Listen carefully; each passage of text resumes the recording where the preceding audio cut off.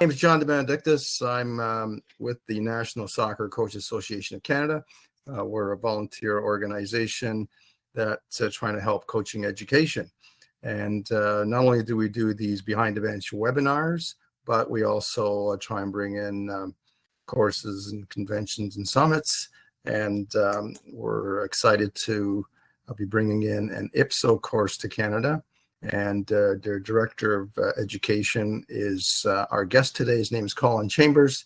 Colin, welcome. And maybe you could tell us a little bit about your history before we get started. Okay, then I'll just share a screen then. Okay, there you go. Hi guys, my name is Colin Chambers. I've been a professional football scout for 23 years. I started off at Charlton Athletic when they were in the Premier League for 6 years as a first team scout and opposition analyst. I went to Bolton for 7 years, Premier League and Championship. Northern Ireland for a couple of years, Legia Warsaw for a couple of years, 2 years, Luton Town. Then I moved to Middlesbrough for 8 years. I worked for the Polish national team. I worked for quite a few FAs now because of IPSO doing so well around the world. I worked for a Ministry of Sports in Uzbekistan, Estonia, Romania, Malaysia, many others. And I've been the education director at IPSO. Lectured around the world and worked with Y Scout, Instat, Prozone and Scout Out. Okay, so that's a little bit about myself. Has that gone off now? Yep, it's come off. So great, thanks very much. Lots of experience there. And so you've joined an organization, I believe you're one of the founders of IPSO, which stands for International Professional Scouting Organization. And your organization offers certification courses for scouting. You want to just elaborate a little bit on that? Yeah. What it was, I was about, what was it? We started 10 years ago. So I would have been, what was that? So 20, I would have been 13 years in. Notice when I'm out scouting, obviously you sit with other scouts. And one of your jobs as a scout, believe it or not, is earwigging. You've got to listen to people around you because they give out information, because you're basically James Bond, you're a spy. Spying on players, spying on teams, and you've got to keep your ear to the floor, if you know what I'm saying. And what I noticed was that if I saw 10 scouts, I'd realize that 7 weren't very good. And there'd be 3 that were really good. And that's not me saying that. That is what my mentor, Ted Davis, shows me. Ted, I'll just tell you a little bit about Ted. Ted worked at Charlton Athletic for 15 years. He worked under Terry Venables at England for 5 years, Glenn Hoddle's thing, and he was a top scout. He's forgotten more than I know. He was the best of the best. He's passed away, unfortunately, but he was a special guy in the scouting world. And I was lucky because he was a bit like Mr. Miyagi and I was Karate Kid. And I just learned from him and took all the education. And to be honest, when we did the courses, he designed the courses, it's his knowledge that we put into the courses. So when you see me in action, you know, it's not all me, it's from Ted. So it's passed down and it's the old ways. But what we've done, we've been clever enough playing the old-fashioned scouting with the pen and paper and the eyes with the modern data statistics, because you have to move with the times. Not only that, you have to move along with the game because the game evolves. You know, centre backs go in the box now. Keepers are coming out the box more frequently, so you've got to look at keepers and centre backs differently. And that's what we've come. But going back to the 7, let's say, for want of a better word, not scouts. It was that I saw scouts who didn't know what they were doing, and they didn't know how to look at the team. They didn't look at the shapes properly. They didn't look at the positions properly. And it was so obvious that it was crying out for a course. And that's where IPSO started. So we designed a level 1 course, which is our level 4 now, which is first team scouting. And basically, Ted were right. When I did get in conversations with these guys, I could see they were miles off what they should be to be a good scout, because Ted was a good scout. He was top of the tree with the international side. And basically that's how we started off. And then people bought into it and started to realize that the content that we've got is really, really good stuff. And then we started moving it on to analysts, moving it on to players, moving it on to coaches. And that was a good big turning point. Because if we're going to be honest, you know, I'm a coach as well, up to my B badge. Every coach believes they can scout, and they can. Every coach can scout, but to what level? It's like everybody can coach, But to what level? Even if you've got no coaching qualification, you still get a bag of balls and some cones and go on a pitch and throw it. It's coaching, but it's not very good coaching unless you've got qualifications. And that the more qualifications you get, the higher. It's the same with scouting. And what that coaches were taking a lot away from our courses because we're showing them a way to look at players that they never thought about. Because a coach will look at a player in a certain way. They'll look at the basics of the player, you know, his touch, his control, his physique, his movement. They'll look at the tactical side of his game and you'll do the four corners that they do in the English FA. And they think that's scouting. It's a form of scouting, but it's very, very basics. When you come into first team at the level that I've been working at, Premier League and international football, it's totally different. And if you learn these skills, it can massively help your coaching. And this is where we got in touch with you, John, and we're building a relationship. And this is where we believe we can bring something to the table. You know, we've had a few of your coaches come on in the past, and Zabby's one of them, and he'll tell you all about it. And it does make a difference. It does make an impact in a coach's thought process. Because we look at it like this. If you can coach, if you can analyze a player faster, quicker, sharper, you can coach them faster, quicker, sharper. And it goes hand in hand. Okay, John? Sounds great. Just a reminder that if anyone has any questions, I see a Q&A button here and a chat button. I'll check those regularly if you have any questions for Colin. So let's just talk about scouting for a second. You know, when you hear the word scout, you know, here in North America, you know, you talk to players and you say, oh, there's a scout coming, and everybody gets all excited. They think they're going to get scouted and make the pros. Here we have showcase tournaments where players think everyone's coming to scout them. When, you know, I mean, I think it gets exaggerated in terms of parents getting excited. They think that their kid all of a sudden is going to get seen once and he's going to get an invite to Liverpool or whatever. What do you see in scouting? I guess there's different forms of scouting, but you know, if you were to go to, let's say, a showcase tournament where there's a tournament, a whole bunch of teams are put together, supposedly the best teams, and then you're looking for players that potentially bring in, can you actually identify players that quickly in a matter of game? You can and you can't. It's a very awkward question, that, because in a real world, you should look at a player three games. 3 games, if there's an ebb and flow to the match, that means they're attacking and defending constantly for 90 minutes. If it's not, what we don't want to do, you don't want to go to a match where a player's playing for the team that are defending all the time or playing for the team that's attacking all the time, because it's one-sided game, because that's not the best way to look at a player. You need to see a player when they've got an ebb and flow and their game's pretty even, and then they're attacking 1 minute, they're defending, and then you can see all aspects of the player. 3 games, you should be able to work that player. Never, ever, ever off 1 game. Anybody can have a bad game. Anybody can have a good game. And this is the same with trials. They've basically only got 1 game. You could catch them on a good day, you could catch them on a bad day. And what they do in England, some of these trials, what I've noticed is when a load of players are getting released by the big boys, Liverpool's, Man United, Everton, Chelsea's, or whatever, they go to exit trials. They call it exit trials. So there might be like 50 kids who's been released from the top teams, and scouts like us from lower teams might come along to give those kids a second chance before they fall out the game. But they've only got like a day to impress. So what they do is, and they might not even be in the right position. That's another disaster. You know, if you've got an abundance of centre-backs, you know, one of your centre-backs who's on trial is going to be playing fullback. Could you imagine watching John Terry play fullback? You wouldn't look at him the same. So they've got to be played in the rightful position. So what they do with these exit trials is they have mini games, like 40-minute, 45-minute games, and then they'll play another team. So they'll have like 3 games. So they actually play for like a full match and then extra time. So they play for 2 hours. But they split it up, so you get like to see them 3 times, if you know what I'm saying, over a day. You might see a player play fullback, then centre back, then defensive mid. But in one of those games, you might catch him where he's in his right position. Yeah, and this is the beauty of scouting. What people don't understand about scouting is there's a there's a protocol. You have to know what you're doing when you're a scout. It's not just going to a game and go, oh, I like John because he's got a good touch. Yeah, or I like John because he's fast. It's not about that. You have to look at the shape that the team's playing in, whether it's a 4-4-2, 4-3-3. You have to understand that shape, how that shape's played. And this is the complicated bit. If you pick on a 4-4-2, there's 13 different ways of playing 4-4-2. 13. And people won't realize that. It only takes one player to do something different from the manager, and that's a different shape, because he's under different instructions.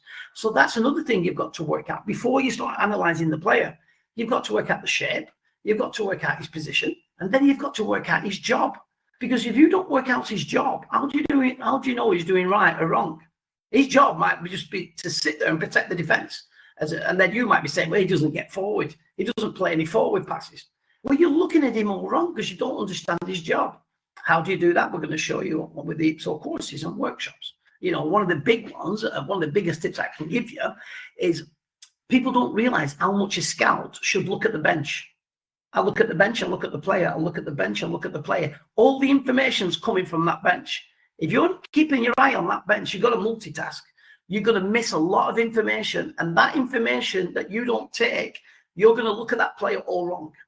And that's where the coaches who think they can scout, because listen, everybody can scout, but a coach automatically thinks they can. Same with manager, same with an analyst. I'll just go on the analyst now. This is a big thing I'm seeing around the world, and this is a big issue now. And one or two of you might know this. Performance analysis is coming to the game. Everybody wants to be a performance analyst now, and that's the quickest way to get into a football club. I see young kids going to university for 3 years. They get a degree in performance analysis, and they're very, very good at what they do. You know, that they're keen and they've worked on it for 3 years. They come to a professional club, and someone like me will be chief scout or head of recruitment. And after a couple of months, he's doing his video clips, cutting them up, and he's doing all the performance analysis stuff that you do, and he's very, very good. And then I'll say, just imagine it's you, John. You're the young 18-year-old, 21-year-old who's just like, oh, John, can you go and look at this player for me? And they go, yeah. So they get sent to it, or they watch a video of a player. And they've been on the English FA level 1 course. It's a basic beginner's course. It doesn't really teach you anything. It's basically for people who's never even heard of the word scouting. It's just explaining what scouting is. They're not teaching you. They're just explaining. So these guys have got limited knowledge of scouting, brilliant knowledge of performance analysis, stats and data. That's different. This kid or this young person gets sent to the game and he hasn't got a clue what he's doing. And then it falls flat because he doesn't look at the player properly. He jumps in with 2 feet. And I've got hundreds and hundreds of stories to support what we're doing on IPSO and why you shouldn't do it this way, why you should do it this way. And they're massive, massive tips. Great. Sounds like really good stuff there. And I know that you have different levels of courses, level 1, 2, and on workshops. And you're bringing to Canada for the first time, I believe it's a level 3 scouting from youth to U23. Just maybe give us a bit of detail about the program. Yeah. Well, what we've got, guys, we have got level 1 to level 5. We're coming over with level 3, the middle of the road one, and there's a reason for that. We believe all our courses are all as good as each other's, but they're different topics of scouting. First team scout is completely different to academy scout. Completely different. You're looking at players, you know, with the first team, which is level 4, by the way, you're looking for players to go straight in the first team. So they've got to be tactically adept. They've got to fit systems of play, etc. But when you're looking at kids, you're looking for potential. It's completely different.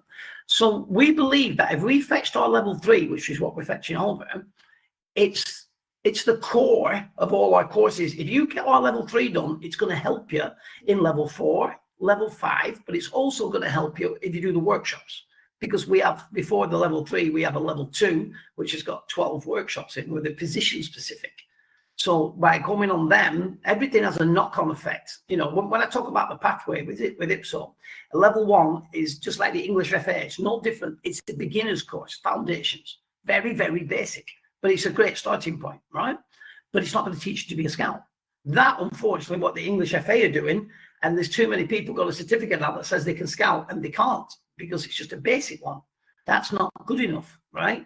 We've got that same one in our level 1. We're not going to say to you that after you've done our level 1, you can scout. No, you'll have an understanding of scouting, that's all, but not much more than you already have now. But when you come onto our level 2, that's where it changes. Now we talk about position specific. We start with the goalkeeper. Then we go to a centre back. Then we go to a centre back. We go to full back, defensive mid, attacking mid, holding mid, winger, striker. 2-hour workshops. But it's up to date at the modern centre back players, because remember, they can go in the box now. So in the old days, say 5 years ago, a centre back was just had to head it and kick it basically and defend. Now, no, they've got to be technically good with the ball at the feet. It's the same with the keepers. The keepers now are like a centre back. So the first thing that you're looking for in a keeper now, in the old days, it was shot stopping, talking, commanding his area. Now they're looking at the footwork straight away, because if he can't control the ball, he can't join in with the team. So they can't play a passing structural way. He can only kick it long. So again, with all these positions changing and inverted fullbacks coming in, what we've done at IPSO, we've added these to our workshops. So you have a clear understanding of how to look at these positions properly and look at the player properly. And that's where we're going. So that's level 2. And then level 3 is youth scouting.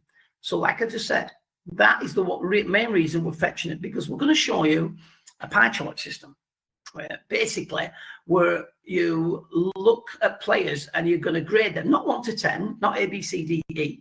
That's just basic. But how to zoom in on the detail that makes a massive difference. And there's hundreds of things to look for. But we're going to show you how to use these pie chart systems. But they stand you in good stead when you're going back onto the position ones in the level 2s, but also if you move forward onto level 4, which is first team scouting, and then opposition reports. So this is why we picked on number 3, because there's a great starting point for all you coaches to get into the scouting. And if you like what you see, then you can filter out on the other ones in the future, whether you come back on the workshops or whether you move forward on the other courses. Is that clear enough? Sounds great. Yep, sounds very good. Question here is, again, if anyone has any questions, feel free to write it on the chat or Q&A. We'll try and get to it. So again, our guest is Colin Chambers from the International Professional Scouting Organization. They run courses all over the world, and they're coming to Canada. So I know you do courses also online. Yeah. But having you present in the moment, I guess, adds a little bit more depth to a course. Would you not say? Yeah, I know. It's always better in the classroom. It's always better. Even when you have a coffee break, we're still talking football, and people are asking questions, and it's quite comical when people are asking fantastic questions at the coffee breaks. And I said, "Can you do it in the class?" Because the other people need to hear the answers. Do you know what I mean? But so we're just talking football all day long. And it's great when people have their own opinions, whether they're right or whether they're wrong. If they're right, it's a pat on the back. If they're wrong, it's an education, it's a learning curve. Because unless you ask questions, unless you meet someone like me who's been doing it a long, long time, who's got all the answers, for modern football today, you're not going to know. And it's quite surprising how many people I meet who are not clued up on scouting. They're brilliant coaches. They're brilliant analysts. The brilliant managers, and this will make you laugh. Managers are probably the worst. A manager is probably the worst scout, right? Apart from your special people like your Mourinho's and your Alex Ferguson, because what they tend to do, they tend to believe in their own, what's the word I'm looking for, in their own demeanor, right? They tend to believe in themselves, and they don't look at the player properly, and it's their way or the highway. And I'll give you a quick example. I remember I was working for a semi-professional team called Curzon Ashton, and I'm running the reserves.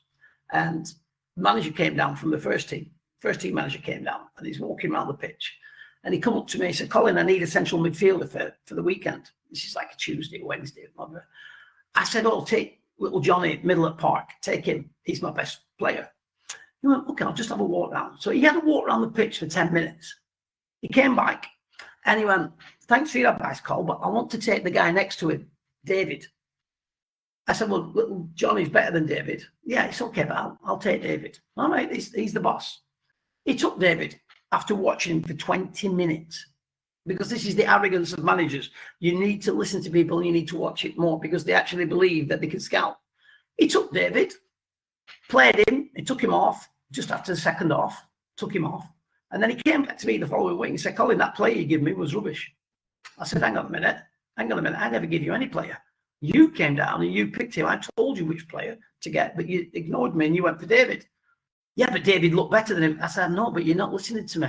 I watch these lads week in, week out. I've watched them 20, 30, 40 times. I've lost count. I know who the best players are.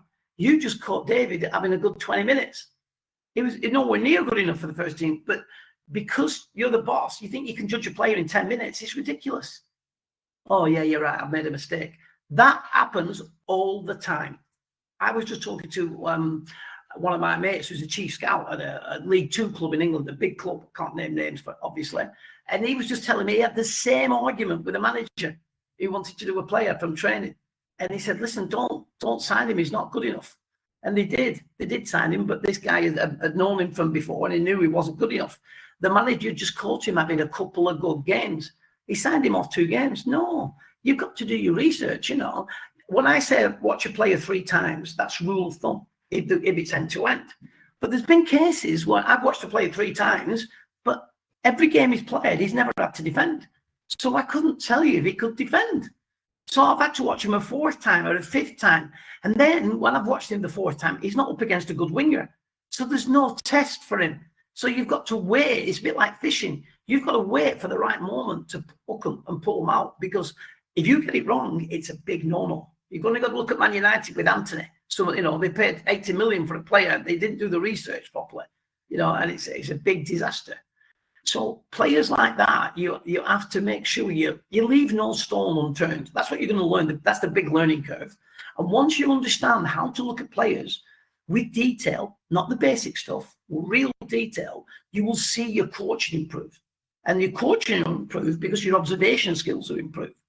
You could be the best coach in the world, but if you're not be best scout in the world, but if you're not observant, you're not going to see a lot. You're going to miss a lot.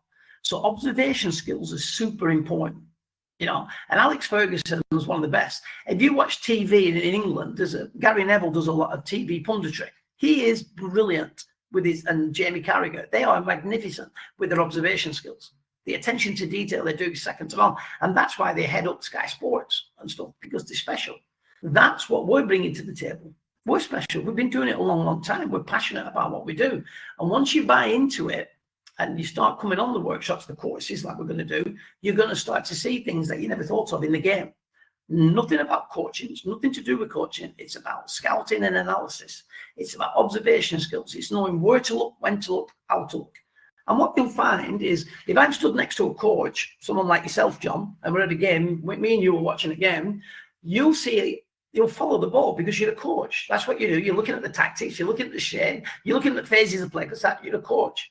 But as the ball goes up the field, I'm not. I'm looking at the player. I'm looking at his movement, his position while the ball's up the field. What a coach normally does is follow the ball. A scout will follow the player to read him and read his body language. That's so important, his body language, because the body language tells you a lot about the player. And there's tricks of the trade, and there's a lot to learn about it. And we're going to bring that in November, hopefully. Great. We have a question, and just about costs in the course in Toronto. It's actually Greater Toronto area.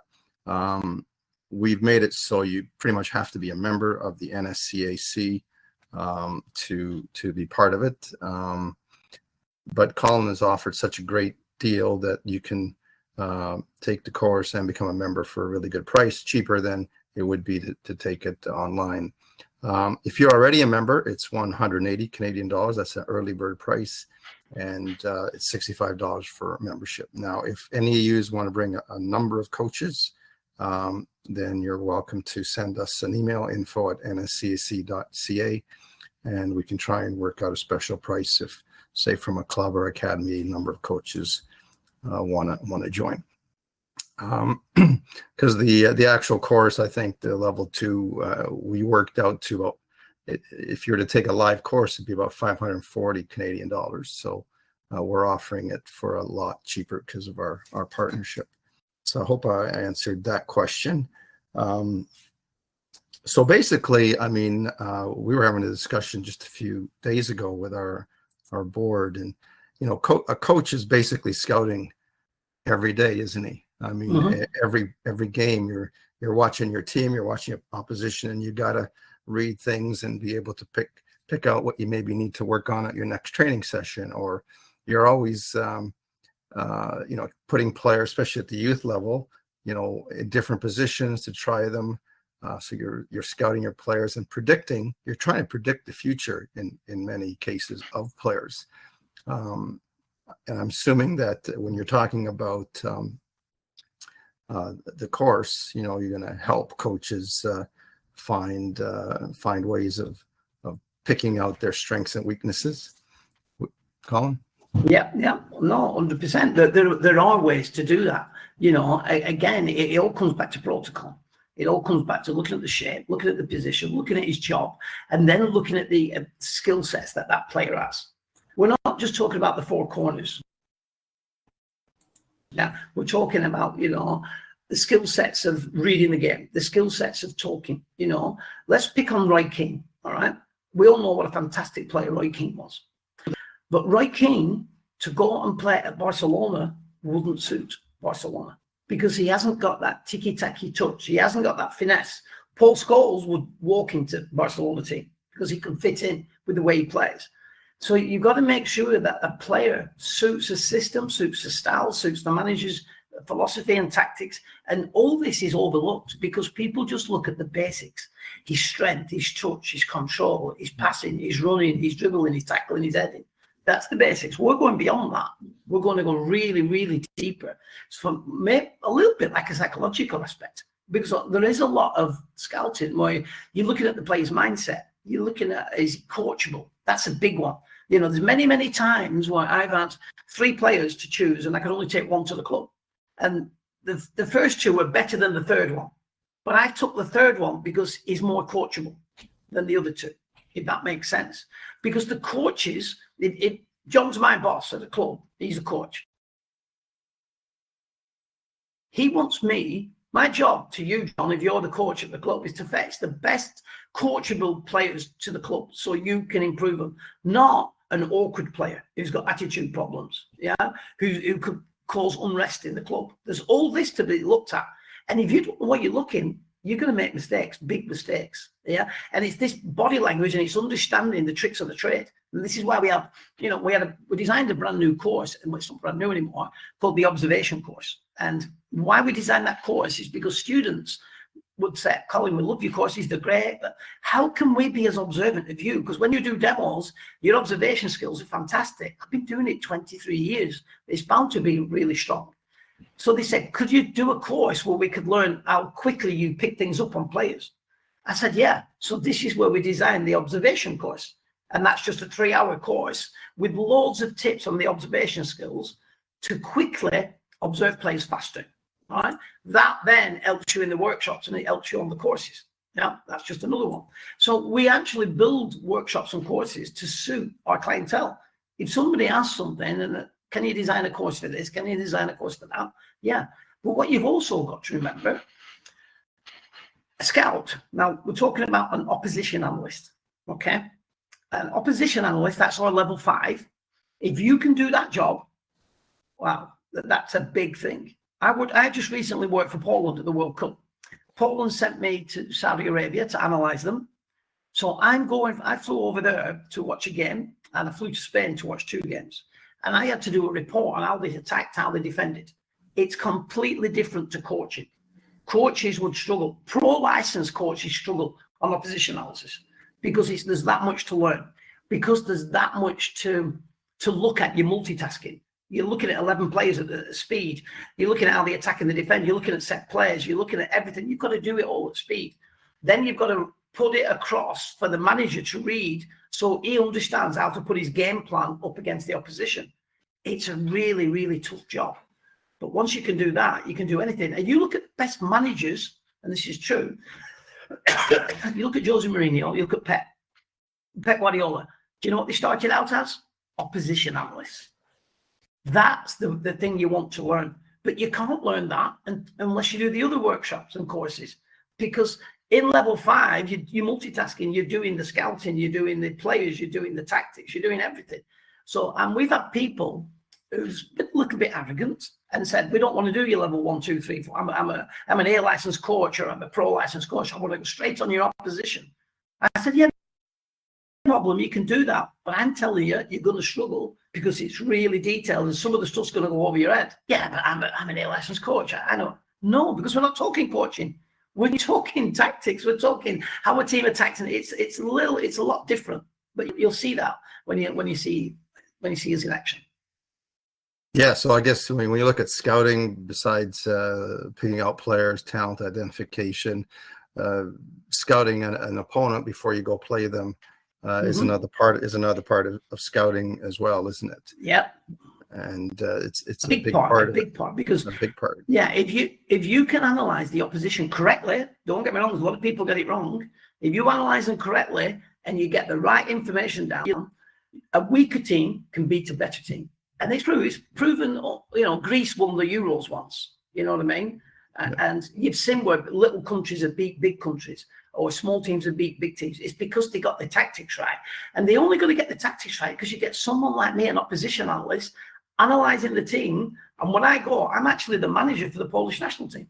I'm telling the manager what to do. Yeah. Whether he listens is up to him. He gets the report back, and we will chat, and then he'll look at the video, he'll look at the report, and I'm the football detective who's worked out the flaws and the strengths, and we have to stop the strengths and we have to work on the flaws, and that is a skill itself, just doing that. And then you've got to pick the right players. Sometimes you're better picking a less quality player because he'll make more of an impact in the tactics, if that makes sense. Yeah, absolutely. Yes, 100%. And as you know, Canada has perfected the free scouting. Everyone has to know how to operate a drone here in Canada to go. That's a joke. You know about that in the Olympics in our women's program. Yeah, I know it. But obviously coaches always want to try and find out what the other team is doing before they play them. And I guess nowadays with videos, you can probably go watch games on even YouTube, full games, without actually having to go to the site as in the old days. Watching something on TV maybe doesn't give you as much, or on a video doesn't give you as much information as watching them live. Or would you think you can do a lot of talent identification and scouting over just videos and that? Well, this is the way the game's gone. Everybody's doing video. Is it a good thing? Yes, it saves a lot of money. It saves a lot of money. You're cutting out a bit. Guys going to games. But can you hear me now? Is it okay now? Have you got me back? Yeah. Carry on. Back. Okay. So going back to watching videos, I'm not a big fan of watching a game from a video. But it's the way the world's gone. It's the way it's gone because it's cost effective, to stop going to petrol and hotels and flights and things like that. So people think it's just you can watch a video and it's easy to assess. It does help in a lot of ways. But also there's a lot of things you can't see from video. You can't see in their eyes. You can't see the body language. There's a lot you can't see when you're watching it from a video. And you can't see the communicating. You just, these days the top players don't even speak to each other. Their eyebrows, and they give it a nod like this, and the players are this small on the video, you can't see it, so you can't see they've got an understanding, they've got chemistry as a unit, you know what I mean? And all this comes together because if you've got 4 midfielders and this one is letting these 3 down, right, you need to see it in his eyes, you need to see it, and you need to work it out, because you can play it through this channel because he's the one who's not going to be tracking back, he's the one who's going to leave it open to get through because he's the lazy player. Yeah, and if you can't see this from a video, which a lot of times it causes issues. Now, I remember, I'm not going to name names, but I was working for a big club in the Premier League, and we were bottom of the Premier League at the time, okay? And the manager got sacked at Christmas. And before he got sacked, he got 2 guys from Spain to come in and analyze all the opponents on video. That's like blasphemy. You don't do that. You need to watch them live at the game. You can see more. So he got these 2 guys doing it from video. And when you do it from a video, I would say you can get 70% accuracy. If you do it from video and you get someone live at the game, you can get to 90 to 95. You can never get 100. It's impossible. There's too much going on in the game. But you can get an extra 25%, 20 to 25%. So when he got sacked at Christmas, the new manager come in, and the first thing he did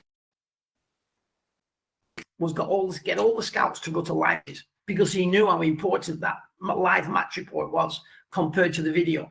So sometimes, because technology is so brilliant these days, you can zoom in and do all this, you still can't feel the atmosphere, you still can't see the same things in the game, because on a video, it looks slower, the distances are awkward to see, and there's a lot of things you can't see. So you definitely need to go to the game. And we're going to teach you that. Great. Now, the courses that you offer, you do offer certification, correct? Maybe explain that a little bit, and what I can do for a coach or a scout or manager. Yeah, well, we've partnered up with the CPD company, a worldwide accredited governing body who looks at courses like ours, and they have to go through our courses and rubber stamp them to give you credits, and we pay quite a lot amount, a big fee, to go through them. So it's a proper registered, accredited certificate. And that CPD certificate, if you're at university, you get 1 credit per hour that you do.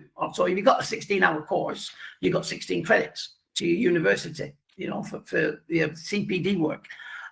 So that's what our accreditation is all about. And if you go on our website, there's a massive explanation about it all. It's quite deep, but it just gives you the confidence that we're professional, and it's been graded, and it's a proper worldwide accredited certificate. Great. Any major players that you've discovered in all your years of coaching? Well, there's quite a lot, to be honest, but the few that stand out, the 2 that stand out, and I'll tell you, because I mentioned these on the workshops. The first one was Robert Lewandowski. I saw him, I was European scout for Bolton, and I was over in Poland, and I was watching, what was it? Lech Poznan, and they were playing a team called Rush. I can't pronounce it. I'm probably saying it wrong.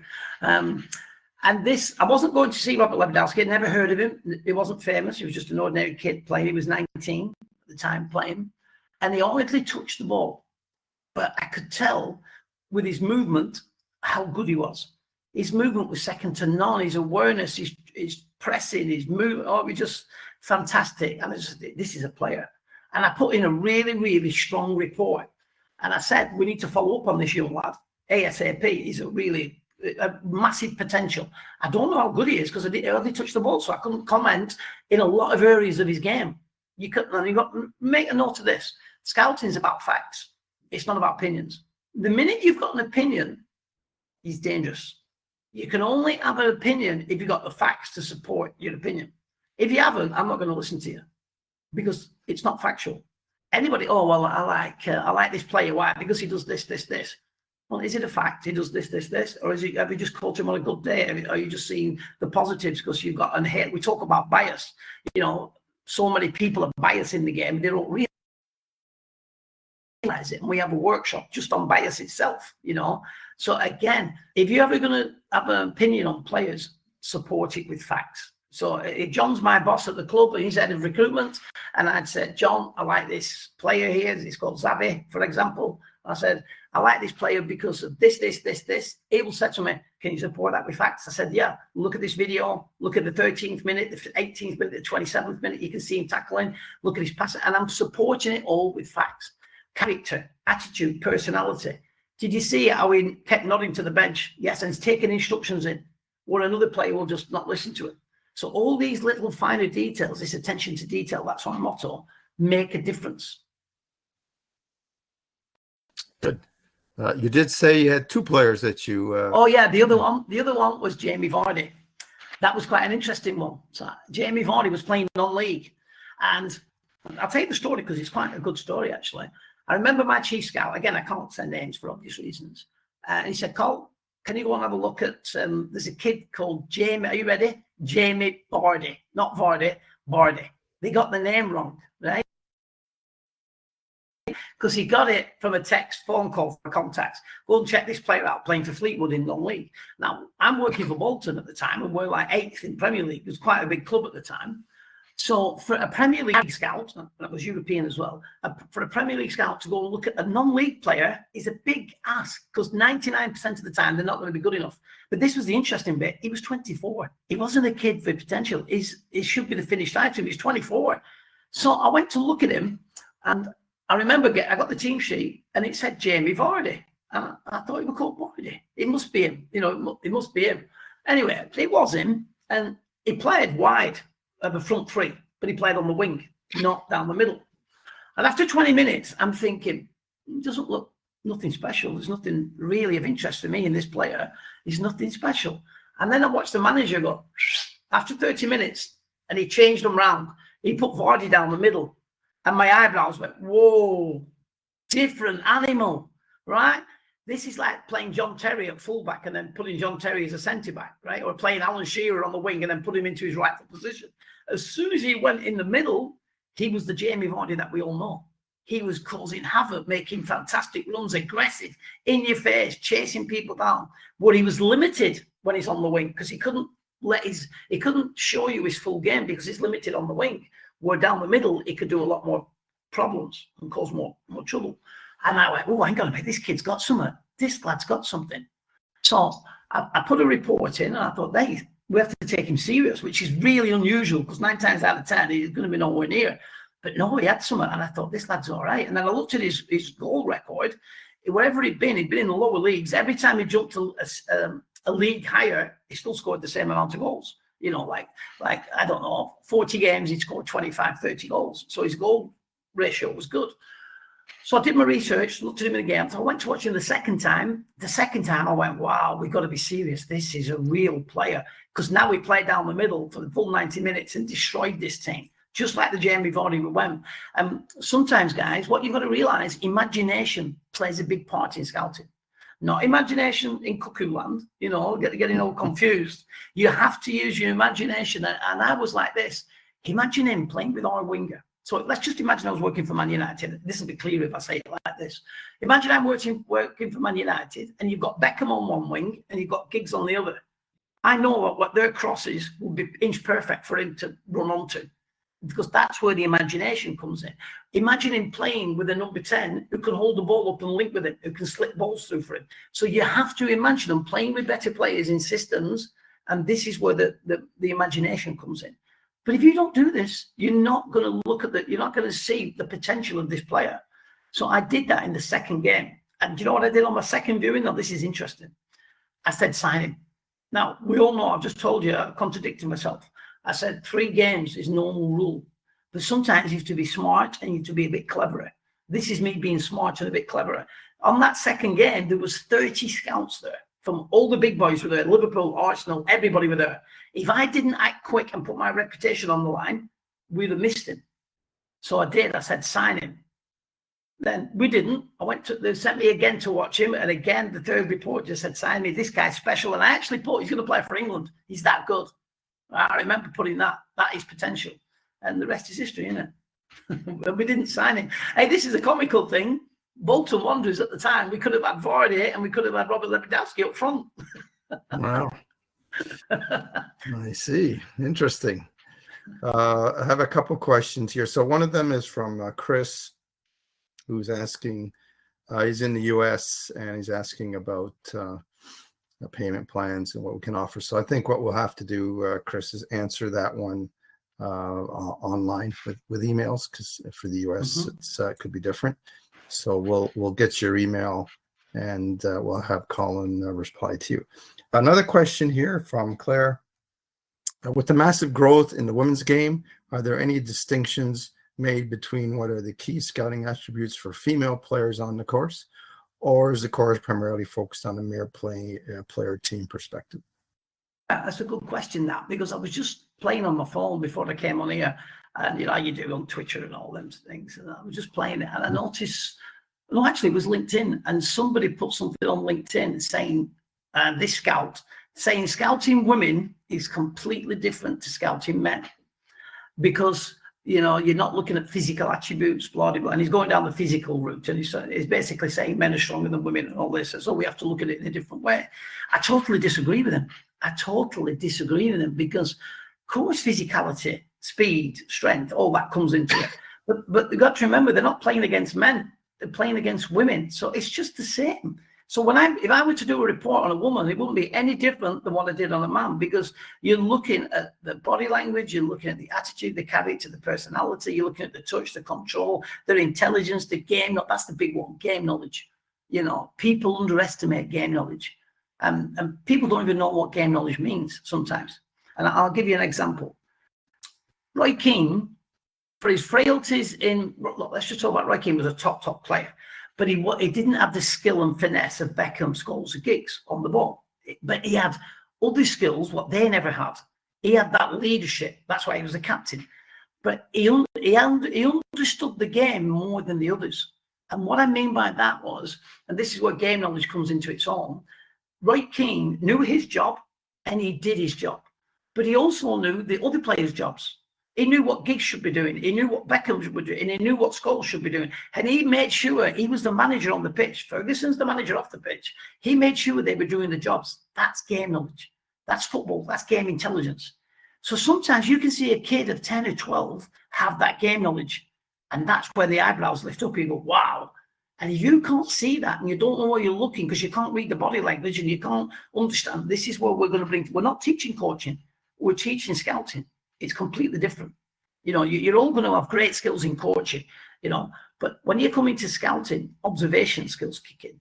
But you've got to understand what those observation skills are. Like I said, you need to know where to look. There's so many different ways to looking at a player, especially with shapes and teams and units. You know, here's another example. Not only have you got to look at the players, what job he does, the shape of that, you've got to look at the players he's playing with. He might be playing with inferior players who are letting him down because he can't pass the ball as quickly as he wants to because they're not moving quickly. He could be playing against a very, very good player who he's struggling against because he's a better player than him. Or he could be playing against a weak player. All these have a bearing on your thought process. If you don't look at this, and I know most coaches, and I'm not saying this is you guys, most coaches won't look at all these other areas, all these added bonuses. And I call it the bigger picture. This is what separates a good scout from an average scout to a bad scout. And it would probably be the same with coaches anyway. But you need to start looking at the bigger picture. And that's what we're bringing to the table. So we've had, a couple of people I've talked to, and one of our attendees here is Savvy, who's been on your course, and you have Ian, I believe, is another one here from Canada. Everyone that I've talked to has had nothing but phenomenal things to say about it. That it's really, and these are both coaches.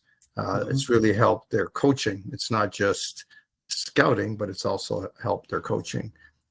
So we definitely recommend coaches come take this course because I think it's going to help them. But also we will allow, I believe, I think we've said if anyone wants to be a potential scout, or you were talking with data analyst, it'd be good for them, and maybe even a parent or players who wants to know what scouts are looking for. Would you recommend the course for any of these other types of besides coaches? Yeah, I think what I like to say is I like to look at our courses as coaching courses, right? But in scouting, the courses for coaches, but they're a new skill set for a coach. Because let's be honest, you get your skills as a coach, you get your qualifications, you understand sessions and putting sessions on. But then when it comes to the scouting side, I'd like to call our courses, it's an extra coach. It's an extra course for a coach. So I just look at it like another course, but in coaching, but it's on scouting. If that makes sense? You know what I'm trying to say? So basically, the courses we're running in the Toronto area in November, I believe 16, 17, and then the same course going to be repeated in another part of the city the week after. And if anyone wants to bring the IPSO courses to any other part of Canada, they can contact me, nscac@rogers.com or info@nscac.ca, and we can try and arrange to have Colin come to your part of the of Canada in another time of the year when we can fit you in, because you're doing courses pretty much all the time. Yeah, we are. Right. I've got one in China next month, but one of my other tutors is going over to China. Right, and some of the actual FAs have incorporated your courses in their program. Actually, this is a good story. We work with the Indian FA, okay, and the head of coaching, the pro license top guy in India, used to be the national team manager, used to be a national player, and he's a great guy, a lovely guy. He got us to embed. He got me to design some smaller workshops, and they put them in their pro license in India. They put them in the A license, and they put them in the B license for coaches. So it's mandatory in the coaching courses that they take, that IPSO's in those courses. Does that make sense, John? Yep. Yeah, which is sure. it's a big honor for us, that, you know, for them to put parts of our courses into their qualifications, because they liked it so much. We've got a great relationship. We did the same with Romania. We did the same with Malaysia. Work with the Malaysian Ministry of Sport. And just going off topic, which is quite interesting, the Malaysian Ministry of Sport liked us that much, liked our philosophy and the way we taught and the content. They asked us to design one for rugby, hockey, and netball, and we did, because it's the same format, more or less. Right. It's the NSCAC website, nscac.ca. You can find out how to register. All the information's on there. We have an early bird special right now. So just go on nscac.ca and it'll pop up. I think nonetheless, we've pretty much covered as much as we can. Colin, I really appreciate you taking the time to come on and talk to mostly coaches here in Canada. And we look forward to having you here in a couple of months. Again, if you want to just say a last few words, and then we'll call it a session. Okay. Yeah, guys. So I would seriously look into it. It will be a great investment. It really, really will. Because even if you don't want to be a scout, you know, it's not about that. It's about you having more game knowledge in football. You know, and if you learn the scouting and analysis side, it's only going to improve you as a coach, because that's the way it's gone now. Scouting. Well, let's take the word scouting out. Analysis has become big in the game now, especially with data and statistics and stuff like that. Once you come on our courses, we're going to cover things like that, and you're only going to improve your game knowledge. And if you improve your football game knowledge, you're only going to improve. Your coaching will improve. Okay. Great. Thanks very much, Colin. Look forward to seeing you. Yeah. Take care, everybody. Thank you for coming on. Thank you. Bye-bye.